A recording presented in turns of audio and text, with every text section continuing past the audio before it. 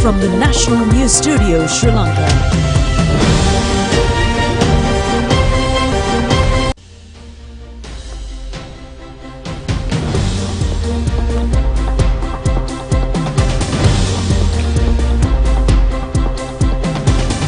A very good evening and welcome to the National News Broadcast. I'm Malsha Dharmavardhana. Good evening, I'm Clifford Richards. First of all, we take a look at the headlines.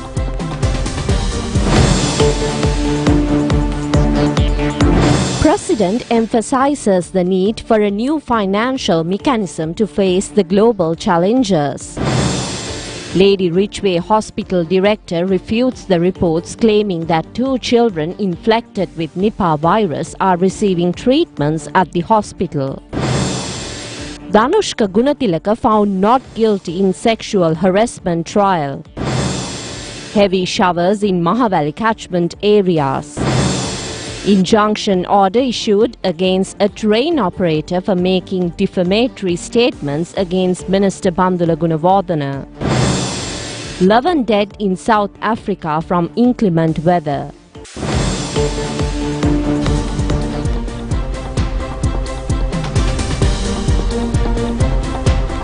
Well, moving on to the stories in detail, today is Miladun Nabi festival, or the birthday of Muhammad Nabi. Now, the Islam followers around the world are engaged in religious festivals in connection with the day.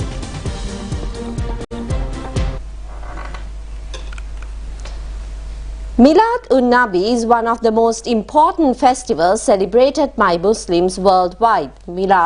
Muslims commemorate this day by sending their blessings to Prophet Muhammad with recitations of phrases and blessings.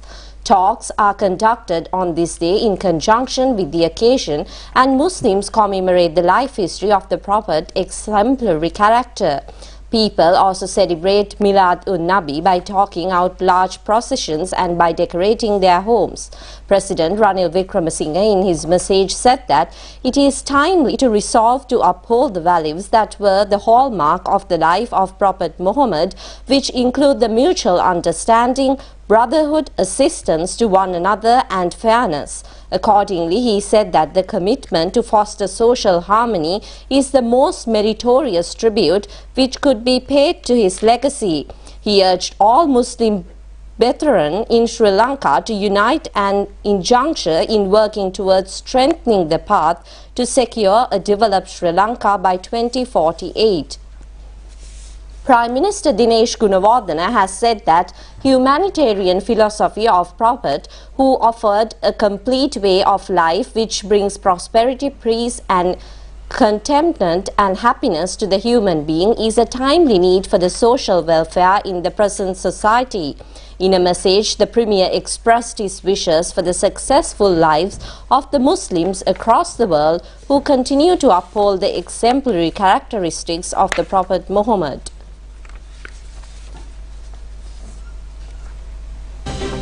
President Ranil Wickremesinghe emphasizes the need for a new global financial mechanism to resolve the economic challenges faced by the developing nations. He made these remarks while delivering the inaugural address of the Berlin Global Summit, which is currently underway in Berlin, Germany.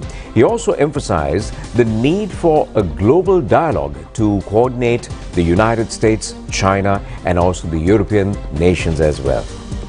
We thought it would be great to perhaps start with a bit of a case study, and that will be the country of Sri Lanka, which, if you have been watching the news or reading the news over the last few years, you'd know that Sri Lanka has been experiencing an economic crisis, an unprecedented one, since the island gained its independence. And I'm pleased to tell you all today that we have a special guest in. The President of Sri Lanka is going to be here today to open this session for us with some remarks.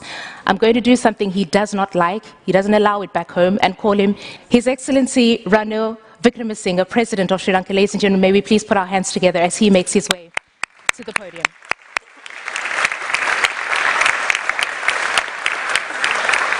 And in all these, the global economy has many shocks since in the last 2 decades. Starting from 2008, we've gone through a series of the European debt crisis, then we've had the COVID-19 pandemic and the economic shocks that have come from it, the whole issue of funding for climate change, and the sovereign debt crisis. I don't think in any other period of modern history have we gone through this type of a crisis. And in all these instances, it's the developing economies and the global south that has suffered disproportionately. We are now faced with stubbornly high inflation in advanced economies, oil prices edging towards US $100 a barrel, and monetary tightening by the global central banks. One example is that Sri Lanka's exports to Europe has not increased at all this year, so far this year. That's an indication of how we are being affected as we try to recover from the crisis we face. The confluence of factors spells serious risk for many developing countries. In the global south, we are facing rising import costs, food, energy, insecurity, and the problems of our exports. The resulting balance of payment stress translates into a weaker economy for all of us. The difference between the advanced economies and the developing nations is that you all have all the buffers and reserves to deal with these shocks. We haven't. And it's from here that the sovereign debt crisis started. In this context, I think the world may be on the cusp of another crisis if corrective measures are not taken immediately. Many developing countries find themselves with large debt burdens. For example, IMF has no mechanism to face this new situation. When Sri Lanka declared bankruptcy, all foreign funding ceased, and that started the political crisis. If not for the help given by World Bank in regraduating Sri Lanka, and the help given by my old friend Samantha Powers in funding us with fertilizers, the chances are that I would not be able to come here today. I would not have been in the position. It's so bad, and there's no way in which you can help any country which declares bankrupt. But in this case, especially, I am glad that Germany is doing its part as the largest culminative contributor to the Green Climate Fund. We have both the climate change mitigation and debt restructuring, both of which we have to handle with minimum funds available. The funding on the table is woefully inadequate to address the vast challenges at hand. So we haven't got any money, but we do have 100 billion with the IMF. Let's start with that money. 100 billion is better than nothing. Then let's see how we can raise the rest of it, because though I talk of Sri Lanka, I must say Africa's need, especially of the low-income countries, are far greater than ours. Look at Sri Lanka's financing needs. For our climate prosperity plan to succeed, we need $26.5 billion US by 2030. This is for a country that's bankrupt and who the IMF says will have for the next few years a growth rate of 3.5% if we are lucky. Here again, global coordination and leadership to resolve these challenges have simply not been sufficient to address the magnitude or the urgency of the problem. So what we need here is a new architecture.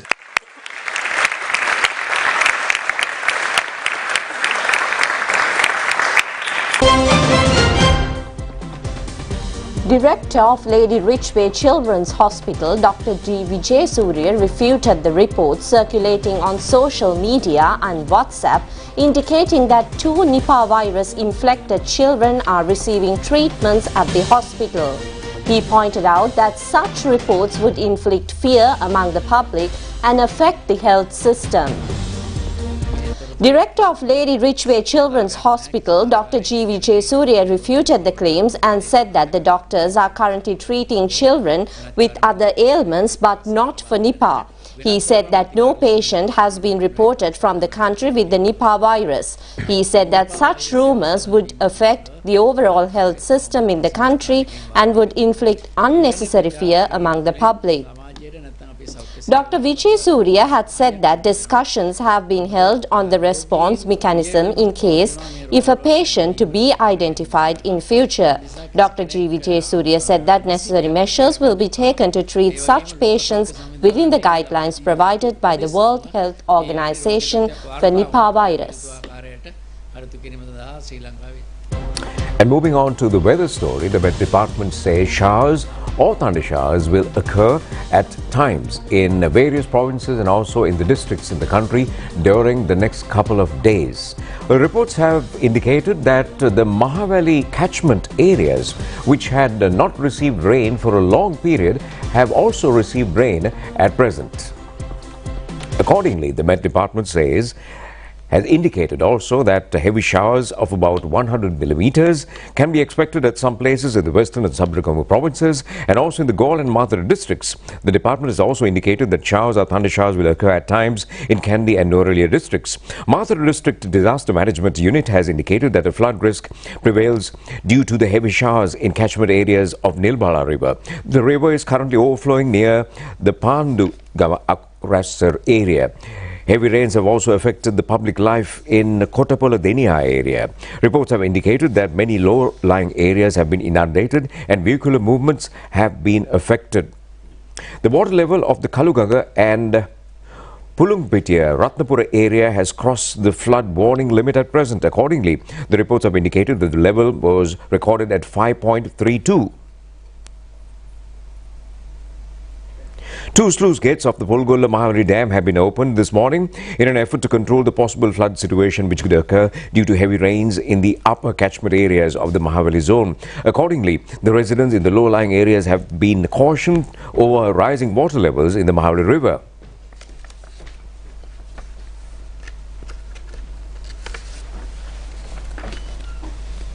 Water level of the Gingaga has also increased with the prevailing heavy showers. Reports have indicated that the low-lying areas in Nagoda and Bandegama areas have been inundated.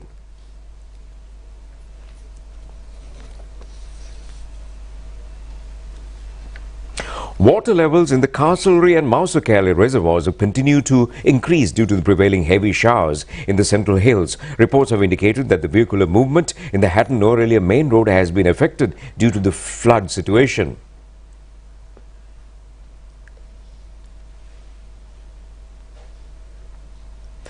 Meanwhile, the National Building Research Organization has issued Level 2 landslide warnings to several districts. Accordingly, the warnings have been issued to Nellua Galle district, Ingiriya in the Kaltara district, Pasmagi Korali in the Kandy district, Kottapola and Pittabaddir areas in the Mathura district, and Ratnapura, Ayagama, Palmadulla, Kuruvita, Kalavana, Ahaliyagoda, Kiriyalla, Elapatha, Nivithgala areas in the Ratnapura district.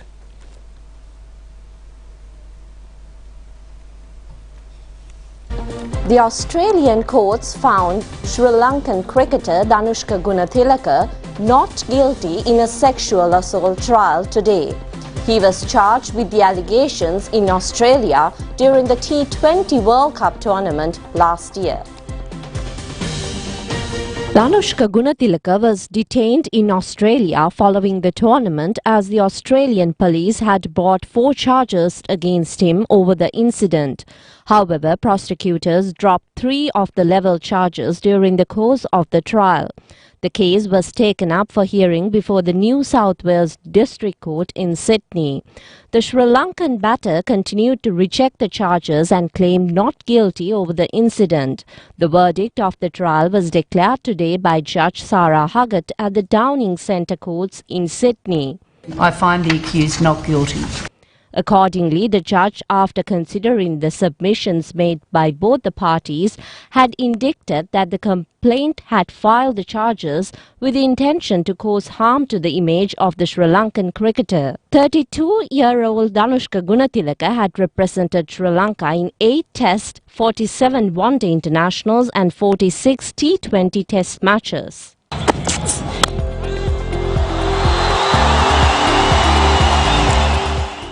Everyone believed me, so that means a lot to me. Thank you so much, everyone, and especially my manager, Celine, and my parents, and there are a few people helped me in Sri Lanka. I'm happy that my life is normal again, so I can't wait to go back and play cricket.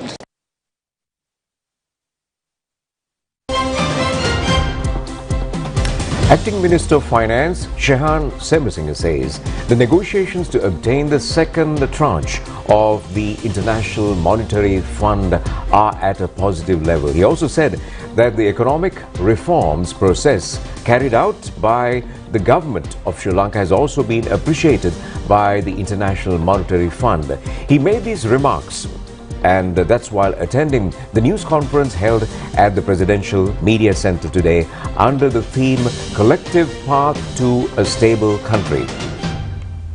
The acting minister mentioned that the discussion to obtain the staff level agreement of the second installment are expected to be carried out following the official visit of President Ranil Wickremesinghe to Germany.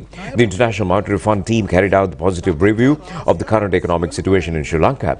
Compared to last year, the government revenue has shown a growth of 43%. Inflation, which was at 70%, has come down to 1.3% at present.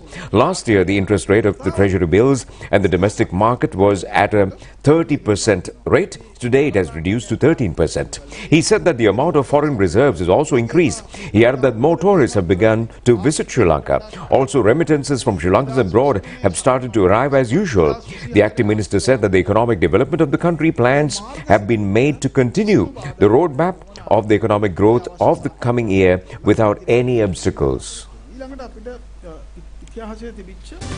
State Minister Ranjit Siyambalapitiya says it was revealed at the review meeting held with International Monetary Fund that Sri Lanka has embarked on a favourable and positive economic pathway.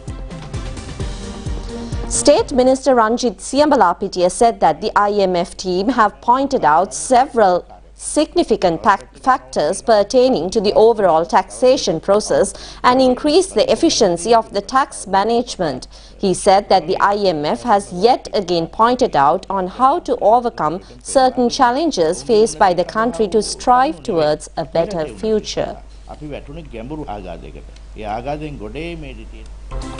Well, new housing units were handed over to 100 illegal occupants in the Kalani Valley Railway Reserve today. Well, Minister Bandula Gunawardena presided over this event, and the ownership and certificates were presented to these occupants in the section from the Sivalipura to Kirulapana area. Minister Bandula Gunawardena said that the Asian Development Bank has proposed to the government to construct permanent housing units for these occupants from the funding provided for the railway development project together with the Urban Development Authority. He said that each housing unit is valued at 12 million rupees.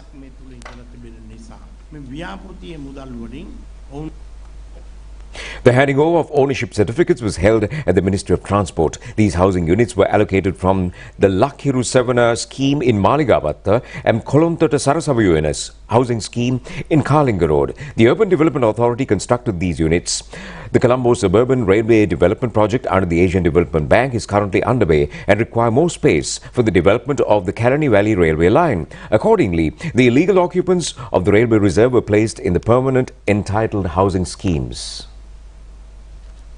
The courts have issued an injunction order against the train operator Indika Dodangoda for allegedly causing damage to the reputation of Minister Bandula Gunawardena with defamatory statements. The case was taken up for consideration before the Colombo No. 1 District Court. A panel of attorneys representing the minister informed the court that the reputation of the minister has been damaged from the false allegations levelled against him on mainstream media and social media, claiming that the minister had received bribes from an Indian company for awarding the construction contracts for the railway department. Accordingly, the Colombo No. 1 District Court issued an injunction order against the train operator Indika Dodangoda. The case will be taken up for further hearings on October 11th.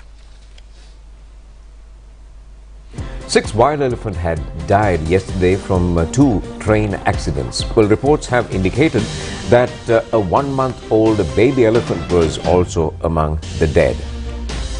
4 elephants had died after being knocked down by the night mail train from Colombo to Kankesanture.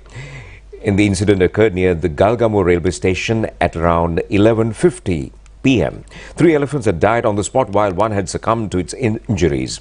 Reports have indicated that it is a common sight for the wild elephants to cross the railway line to visit the Mioya, Tekavatta reserve in search of food. 2 elephants had also been killed in the similar manner on previous occasions as well. Meanwhile, a one-month-old baby elephant was knocked down by a Colombo-bound express train from Batticaloa at 12:30 last night. The mother elephant, which had been between 25 and 30 years of age, had died after sustaining critical injuries. The incident had occurred near Palugasbawa railway station.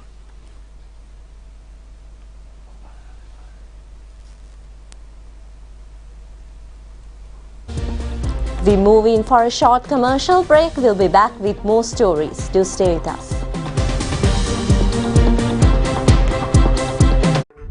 Colombo ජාත්‍යන්තර පොත් ප්‍රදර්ශනය 2023 සැප්තැම්බර් 22 සිට October 1 දක්වා පෙරවරු 9 සිට රාත්‍රී 9 තෙක් BMICH සංවිධානය ශ්‍රී ලංකා පොත් ප්‍රකාශකයින්ගේ සංගමය.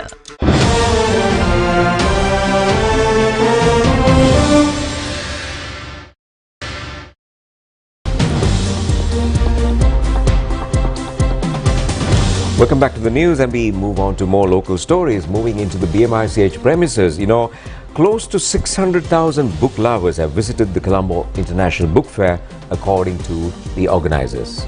And National Television's Niket Karunaratne will bring in the update from the exhibition site from BMICH.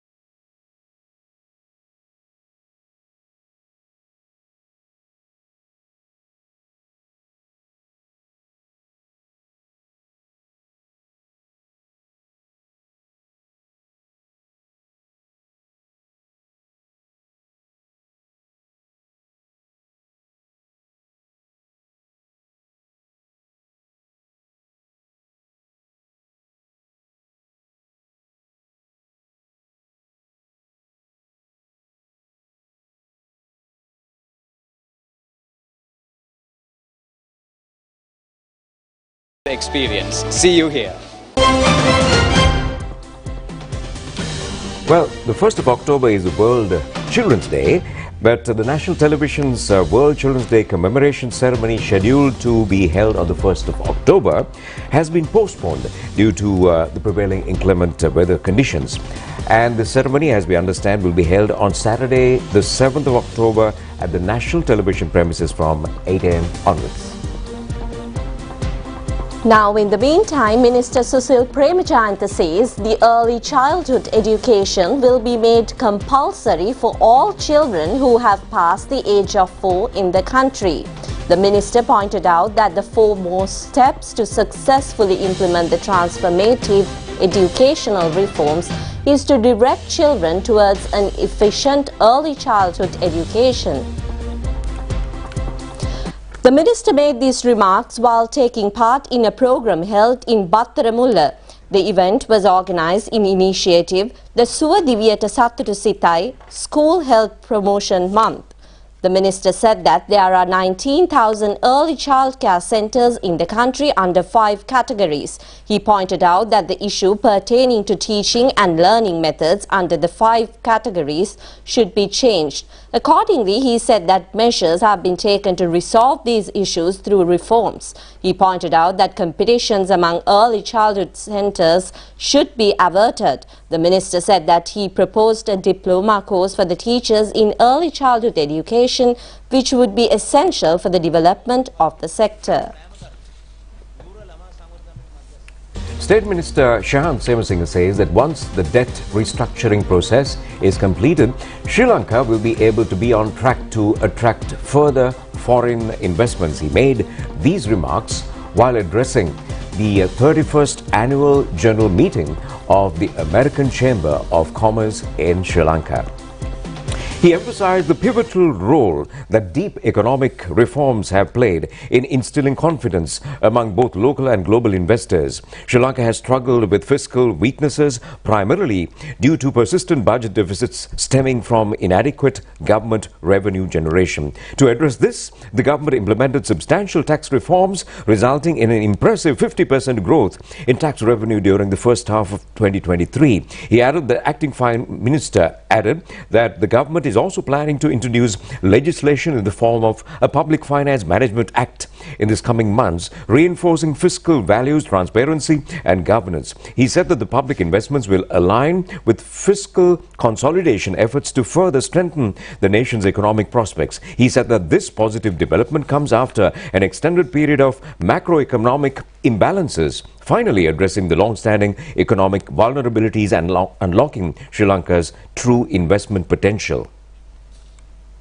U.S. Ambassador to Sri Lanka Julie Chang said that the United States is working to provide the necessary technology to Sri Lanka to digitalize Sri Lanka's naval and aviation sectors. The ambassador made these remarks when she met the Minister Nimau de Silva yesterday. The ambassador praised the current government's program to expand Sri Lanka's shipping and aviation sector and said that American investment opportunities will be provided to Sri Lanka.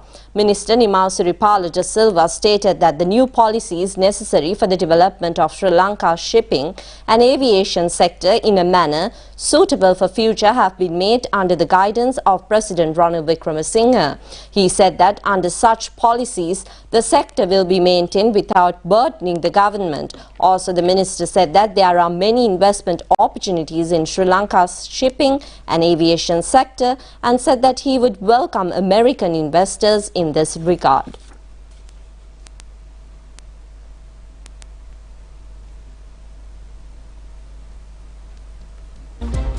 Coming up next is international news.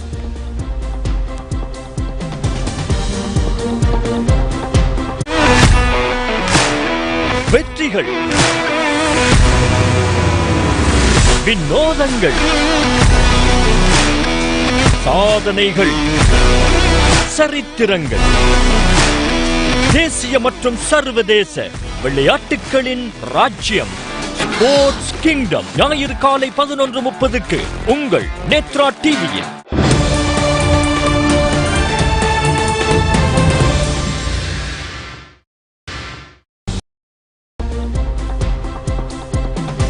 Welcome back to the news, and we are moving on to news overseas. Well, renowned actor Sir Michael Gambon has died aged 82. He was best known for playing Professor Albus Dumbledore in the 6th of the 8 Harry Potter films. Well, the Dublin-born star worked in TV, film and also theatre and also radio over his 6-decade career. He won 4 BAFTA awards. His widow, Lady Gambon, and son Fergus said that their beloved husband and father died peacefully in hospital with his family by his side following a bout of pneumonia. Sir Michael took on the role of Dumbledore, headmaster of Wizarding School Hogwarts, in the hit Harry Potter series based on J.K. Rowling's novels after the death of Richard Harris in 2003. His other film work includes big screen adaptation of Dad's Army, The Gosford Park and The King's Speech, in which he portrayed King George V, the father of the stammering King George VI.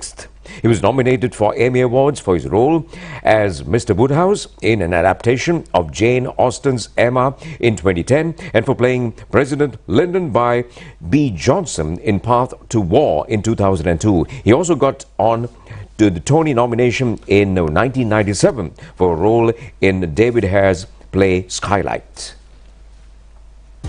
Now, at least 11 people have been killed after heavy rains and winds hit South Africa's Western Cape province, including Cape Town over the weekend, leaving a trail of destruction. Authorities warn that the death toll may rise as the floodwater subsides. The destructive weather floods homes, tore off roofs and also destroyed crops and damaged roads and other infrastructure. Rescue teams are still searching for people who are feared trapped in their partially submerged homes. 8 of the 11 people who died were electrocuted in an informal settlement when water swamped illegal connections to the power lines. 72 primary school pupils and 10 adults were trapped in a resort in the town of Oudtshoorn after a nearby Deluxe River overflowed. They were rescued on Wednesday morning after the water subsided. Prima Kutumi, Pantamai.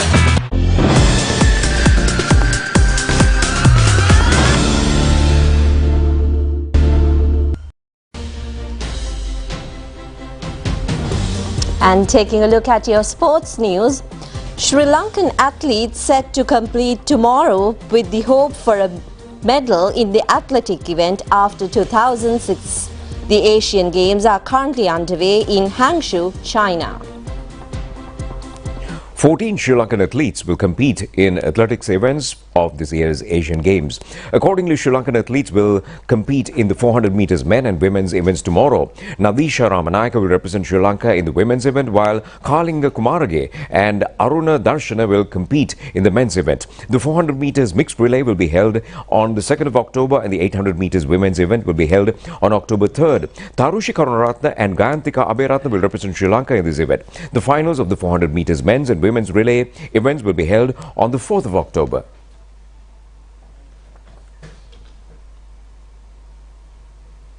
Meanwhile, Minister Roshan Ranasinghe has taken steps to appoint an international sports coordinating committee for cricket. The relevant committee will continue to function from September 26th under further notice. The committee is comprised of 3 members, including Siddharth Vettamuni, Upali Dharmadasa, Rakita Nirmala Rajapaksa. The committee will be vested with the responsibility to manage the communications, coordination and monitoring functions between Sri Lanka Cricket and the International Cricket Council. The committee will function towards the transparency and betterment of the sport and advise the minister over the matters pertaining to the functions. The teams competing in the ICC Men's Cricket World Cup have arrived in the island India at present. The tournament will be held from October 5th to November 19th. The practice matches are set to begin tomorrow. Accordingly, Sri Lanka will compete with Bangladesh in their first practice match tomorrow in Guwahati, and the second match will be held on the October 3rd against Afghanistan.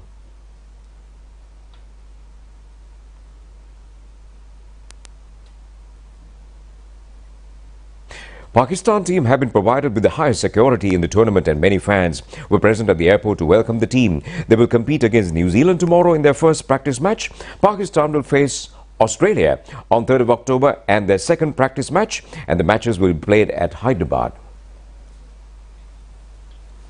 Prima Kutumi, Pantamai. That's it on tonight's news on Rupavahini. Do join us again tomorrow at the very same time. Good night.